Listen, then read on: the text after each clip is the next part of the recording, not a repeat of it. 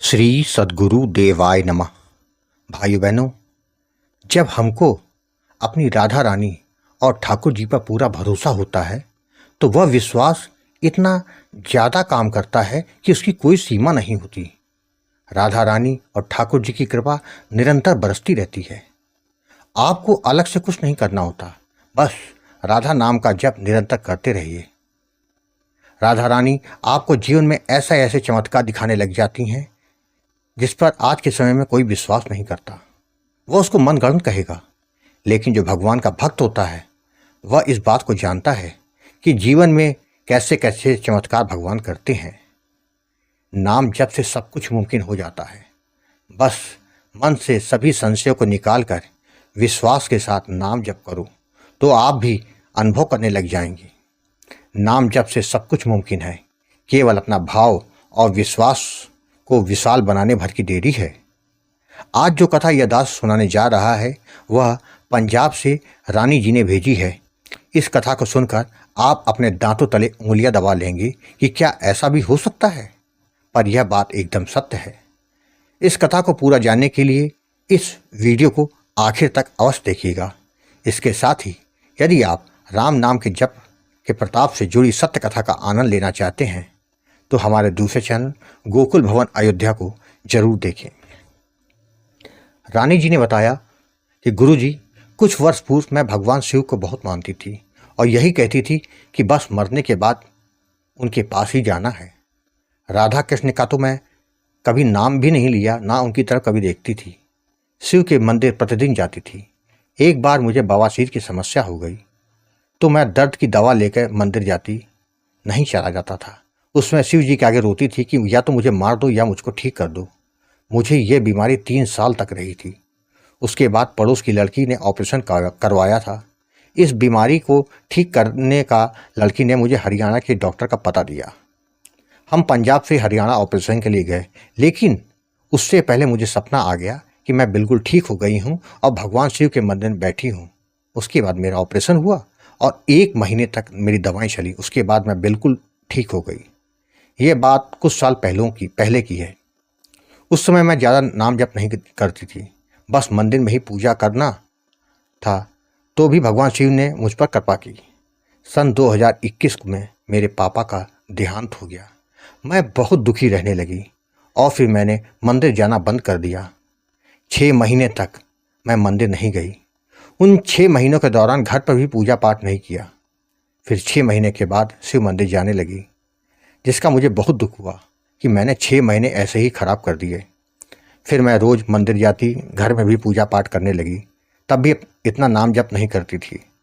एक बार 2022 में एक दिन मुझे लगा कि मेरे घर में राधा कृष्ण जी की फ़ोटो है, जो कि मुझे किसी ने तोहफे में दी थी। मुझे उसकी पूजा करनी चाहिए।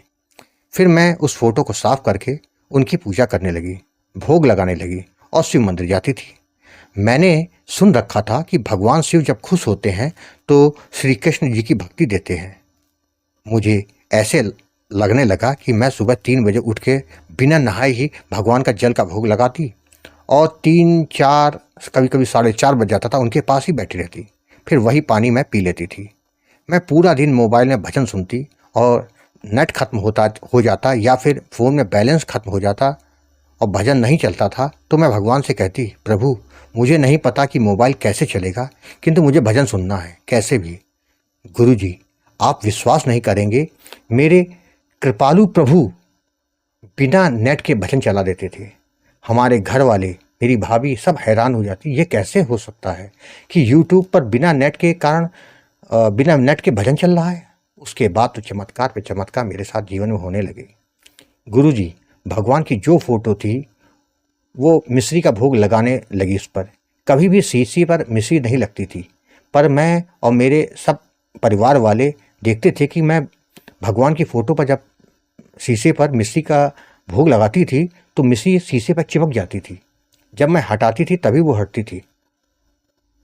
ये किसी चमत्कार से कम नहीं है। मैं एक दुपट्टा पास रखती और बोलती कि ये आपका आसन है, आप विराजो। प्रभु की फ़ोटो वहाँ पर खड़ी हो जाती थी। मैं बस प्रभु के प्यार में पागल हो गई थी। मुझे प्रभु के अलावा कुछ भी अच्छा नहीं लगता था। जब मेरे प्रभु और राधा जी मिश्री का भोग नहीं लगाते तो मैं रोने लग जाती। फिर प्रभु और राधा रानी दया करके मिश्री खा लेती थी मिश्री। फिर मैं बाद में उस तस्वीर को दीवार पर वापस लगा देती थी। एक बार की बात है, बहुत सर्दी थी। उस समय जो कंबल मेरी मम्मी लेती थी वही कंबल मैं भी ओढ़ती थी। मुझे बहुत ठंडा लगता था, पर मम्मी कहती नहीं, कंबल तो गर्म है। कुछ दिन ऐसा ही चलता रहा। फिर मेरे मन में आया कि दीवार पर मेरे राधा कृष्ण जी को सर्दी लग रही होगी, तभी तो मुझे सर्दी लग रही है। फिर मैंने उनको दीवार से उतारा और कंबल में सुला दिया। दूसरे दिन से मुझे कंबल फिर गर्म लगने लगा। मैं खुद बहुत हैरान थी इस बात से। मैं उस समय नाम जप नहीं जपती थी, बस पूरा दिन भजन सुनना या पूरे दिन सुबह से रात तक भगवान से अपने मन की बातें करती रहती थी। मन ही मन भगवान से बातें करती रहती थी। मैंने ठाकुर जी से कहा, प्रभु मुझे पापा की बहुत याद आती है। तो उसी दिन सपने में पापा दिख जाते थे। यह कई बार मेरे साथ हुआ। इसके साथ ही जब भी कोई मैं सवाल करती थी तो प्रभु सपने में आकर मेरे सवालों का जवाब मुझको दे देते थे। एक अनुभव और बताती हूँ। एक बार मुझे मासिक समस्या होने वाली थी। मैं बहुत चिंता में आ गई कि मेरे राधा कृष्ण जी के बिना मैं एक मिनट नहीं रह सकती। मैं उनकी सेवा कैसे करूँगी। सुबह से दोपहर ऐसे ही चिंता रही, क्योंकि घर में कोई और पूजा पाठ नहीं करता था।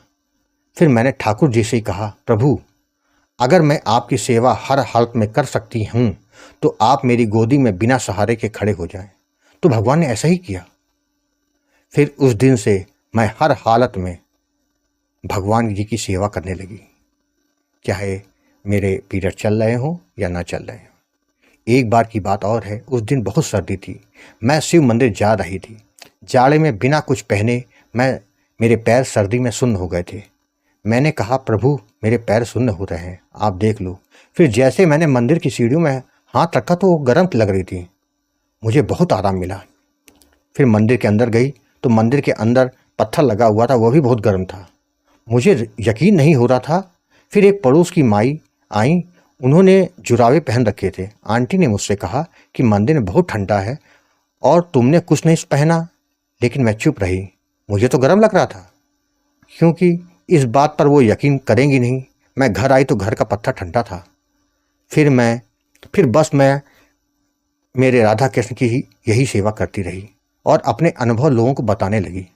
मुझे नहीं पता था उस समय कि अनुभव नहीं बताने चाहिए, लेकिन मैंने जब सबको बताना शुरू किया तो कोई यकीन नहीं करता था, जिस कारण मेरे अनुभव होने सब बंद हो गए। फिर मैंने यूट्यूब पर सुना कि ठाकुर जी राधा नाम से बहुत खुश होते हैं। मैंने राधा नाम का जपना शुरू कर दिया। मन ही मन मेरा निरंतर नाम जप चलता रहता था। एक बार हमारे घर के गीजर में करंट आ गया, बहुत ज़ोर से। जब भाभी ने हाथ लगाया तो उनको धीरे से करंट लगा। मैंने भी हाथ लगाया तो मुझको भी धीरे से करंट लगा। मेरी मम्मी ने लगाया, उनको भी गीजर से वो झटका लगा धीरे से। जब हमने गीजर सही करवाया तो बताया गया कि गीजर में बहुत ज़्यादा करंट आ रहा है। गीजर ठीक करवाने से पहले गीजर करंट अपने आप ही बंद खत्म हो गया, लेकिन जब हमने ठीक कराया तो उसमें बहुत ज़्यादा करंट था। यह चमत्कार मेरी श्री राधा रानी के अलावा कौन कर सकता था। मेरी प्यारी राधा रानी जी हमेशा रक्षा करती हैं। मैं बहुत हैरान हूँ कि मुझ जैसी पापिन नीच को राधा रानी जी ने दया करके अपना लिया। जो अनुभव मुझे पहले हुआ करते थे, वो उनमें से केवल एक अनुभव अब भी होता है, जिससे मैं अब किसी को नहीं बताती। अब मुझे किसी बात की चिंता नहीं, क्योंकि हर पल हर क्षण मुझे लगता है मेरी राधा रानी मेरे साथ हैं। गुरुजी, मैं जानती हूँ कि मेरे अनुभव पर यकीन नहीं होगा, क्योंकि मुझे खुद भी जल्दी यकीन नहीं होता था। ऐसे मुझ पर कृपा बरसाएंगी मेरी राधा रानी। मैं घर पर भी मेरा अनुभव पर किसी को यकीन नहीं होता था, लेकिन आज मैं बहुत ज़्यादा खुश हूँ कि मेरी राधा रानी मेरे साथ हैं हर पल। इससे बड़ा धन कुछ भी नहीं, बाकी तो सब माया है, मोह है। जय श्री राधे राधे। भाई बहनों, आपको यदि यह कथा पसंद आई हो तो कमेंट में राधे राधे लिखना मत भूलिएगा। यदि आपके पास भी राधा नाम की महिमा, बांके बिहारी की कृपा और वृंदावन से जुड़ी कोई सत्य कथा हो तो हमारे व्हाट्सएप पर या ईमेल पर भेज सकते हैं, जिस पर वीडियो बनाकर अपने चैनल में अवश्य दिखाऊंगा। राधे राधे।